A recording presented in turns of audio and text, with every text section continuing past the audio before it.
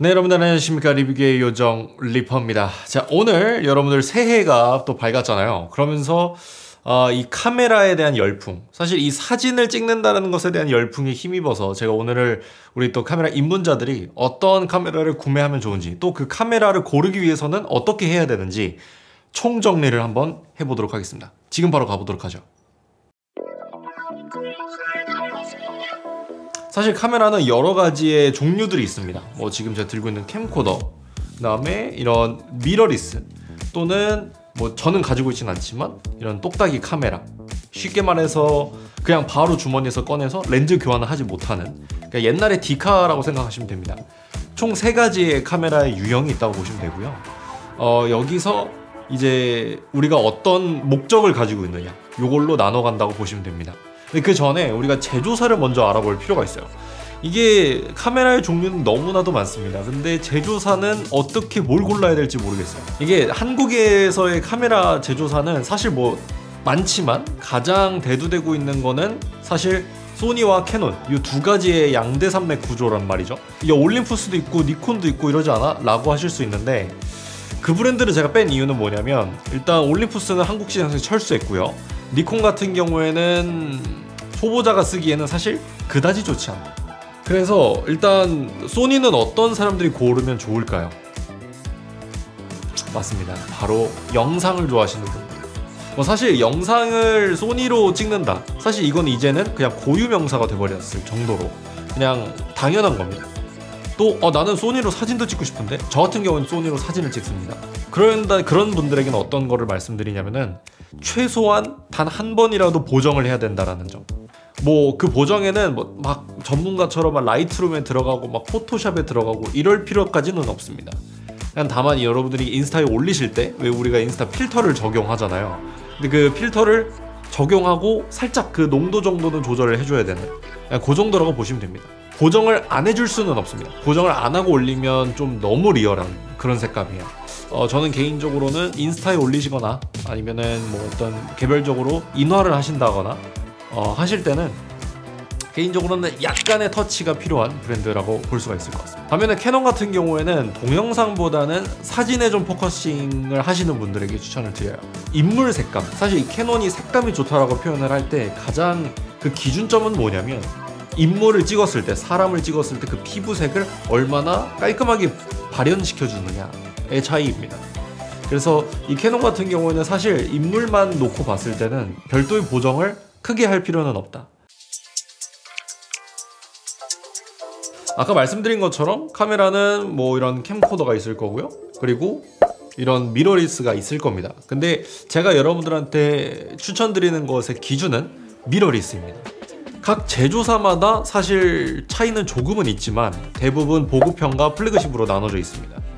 근데 아시다시피 이 보급형에서 한 10만원 더 주면 그 다음 보급형으로 넘어가고, 그 다음 보급형에서 한 20만원 더 주면 플래그십으로 넘어가고, 요런 차이가 있습니다. 상급 기기를 어쩔 수 없이 사게끔 만드는 가격대를 형성하고 있습니다. 근데 우리는 그거에 속을 필요가 없어요. 그 소니에서 무난하게 좀 구매하기 좋은 제품을 말씀을 드려볼게요. 제가 말씀드리는 거는 바디만 포함이 된 겁니다. 요즘에 소니가 번들 렌즈도 참 잘 만들어서 입문자분들에게는 번들 렌즈 킷으로 구매하시는 거를 추천드립니다.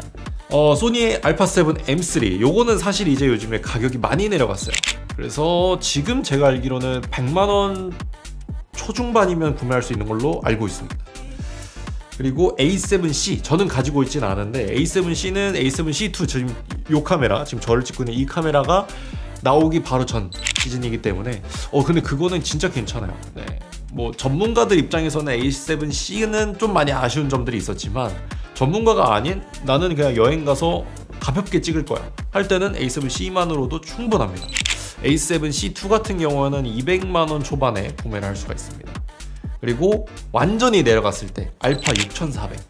알파 6400이 지금 얼마더라? 렌즈까지 다 포함해서, 그러니까 바디만 사면 86만원이고 렌즈까지 다 포함하면 127만원 정도에 구매를 할 수가 있습니다. 아까도 말씀드렸지만 소니는 영상이 굉장히 강력해요. 그러다 보니까 나는 약간 유튜브에 릴스도 좀 올리고 싶고, 그 다음에 인스타에 좀 릴스나 쇼츠 좀 만들어 보고 싶어. 일단 소니를 구매하셔야 됩니다.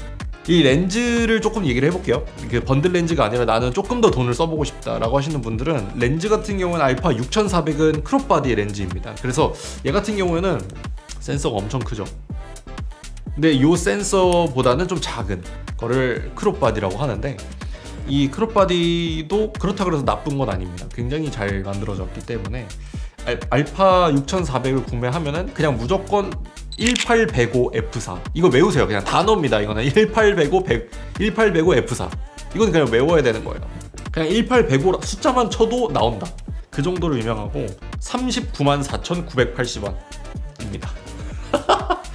야, 이거 지금 딱 요 알파 6400과 18105 F4 요 조합이면은 사실 전문가로 넘어가지 않으실 분들은, 취미로만 하실 분들은 요거 딱 사놓으면 평생 쓴다고 봐도 됩니다. 18105가 내구성도 너무 좋고 전자줌이라서 편하고, 뭐 탐런 2875 지금 저를 찍고 있는 이 렌즈가 탐런 2875인데 이게 좀 비싸요. 소니의 E마운트 렌즈를 호환하는 여러가지 제조사에서 만드는 단렌즈, 50mm 단렌즈, 35mm 단렌즈 요 정도만 있으면 될 것 같아요. 35mm, 50mm 단렌즈는 엄청 저렴합니다. 30만원짜리도 있고 20만원짜리도 있어요. 탐런 2875 같은 경우에는 어떤 분들이 하면 좋으냐면은 렌즈 하나로 다 끝내고 싶으신 분들, 영화처럼 좀 찍히길 원하시는 분들은 287 F4 F2.8 요거를 구매하시면 됩니다. 단렌즈로 가볍게 가격 접근성을 가지고 가보는 것도 좋습니다. 소니는 E마운트라는 마운트 시스템 하나만 가지고 있습니다. 그래서 모든 미러리스 라인업이 다 똑같은 마운트를 가지고 있어요. 그래서 아까 말씀드렸던 18105 크롭 바디만 쓰는 거라며 라고 했지만 풀프레임에도 끼워서 쓸 수가 있습니다. 다만 이제 화각대가 조금 바뀐다라는 점은 알고 쓰셔야 될 것 같습니다. 캐논을 쓰고 싶으신 분들, 나는 인물 사진이 좀 더 좋아, 나는 사진을 메인으로 갈 거야 하시는 분들은 EOS RP, EOS R8 크롭바디 모델은 EOS R50 요렇게 추천을 드립니다. 제가 말씀드린 이 라인업들은 모두 RF 라인을 사용을 해요. 제가 일부러 같은 라인을 가지고 왔어요. 만약에 EF 렌즈를 사용한다, EF 마운트 시스템을 가진다라고 한다면 별도의 마운트를 사용해야 됩니다. 그러니까 캐논은 쉽게 말하자면은 RF, 뭐 EF 이런 식으로 마운트 시스템이 좀 나눠져 있어요. 지네들끼리 거를 쓰는데도 마운트를 사야 됩니다. 그래서 제가 사실 소니를 추천드리는 거예요. 경제적인 면에서 훨씬 더 좋아요.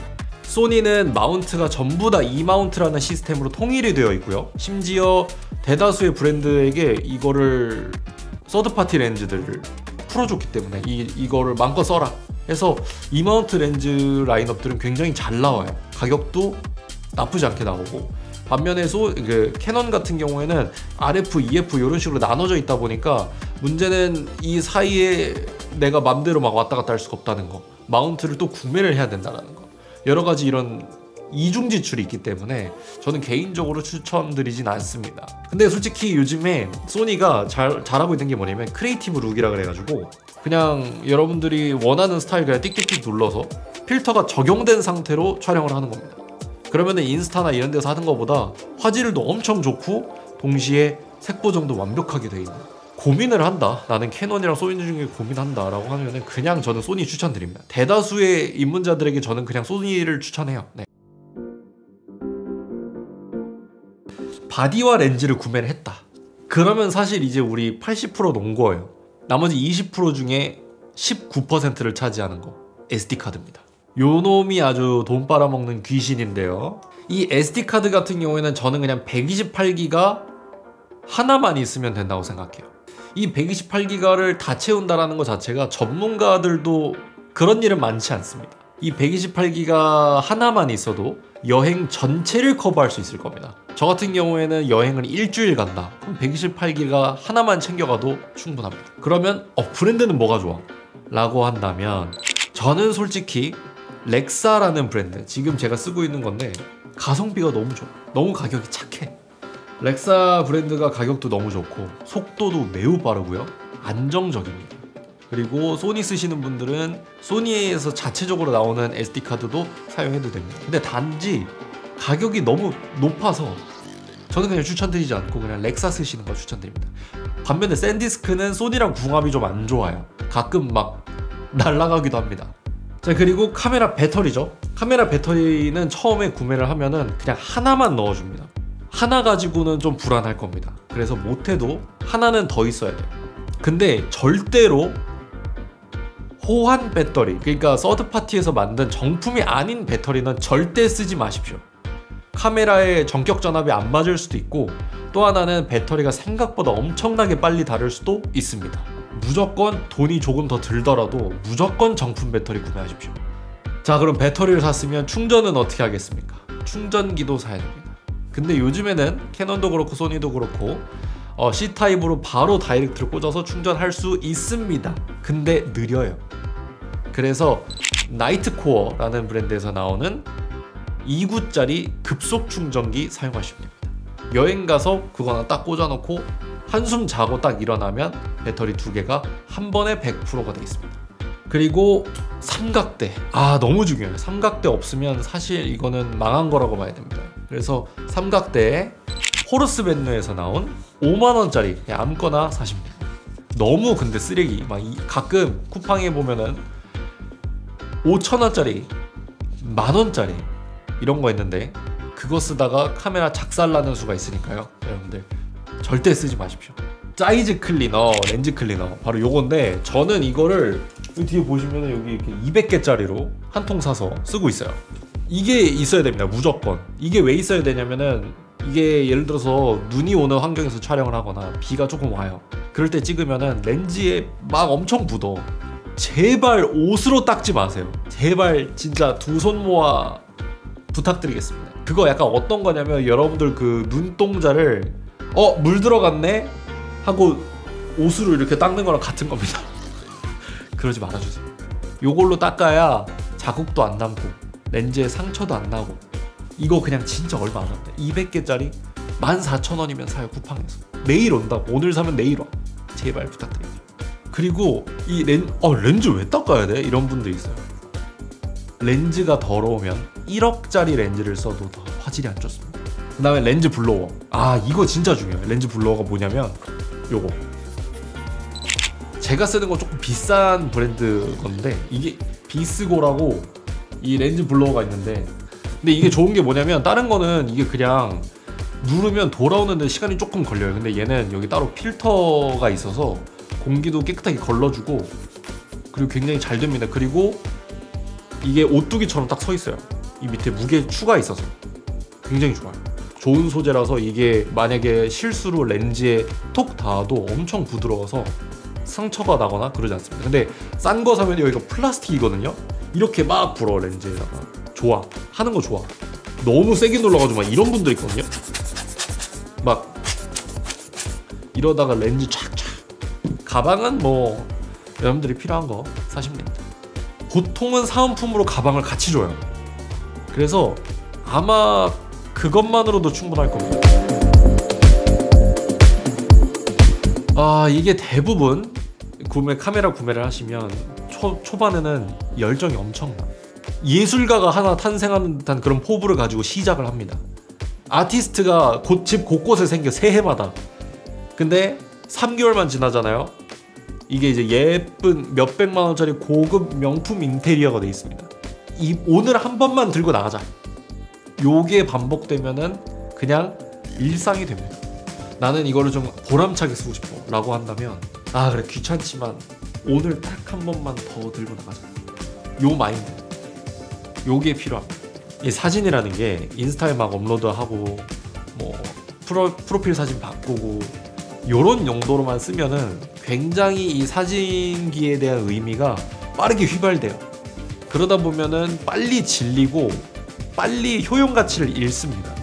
이 사진이라는 거는 우리가 왜 흔히 그런 말을 하잖아요. 여행에서 남는 거는 사진뿐이다. 근데 그 말을 왜 하냐면은 순간을 담는 거예요. 사진은 그 순간을 담는 겁니다.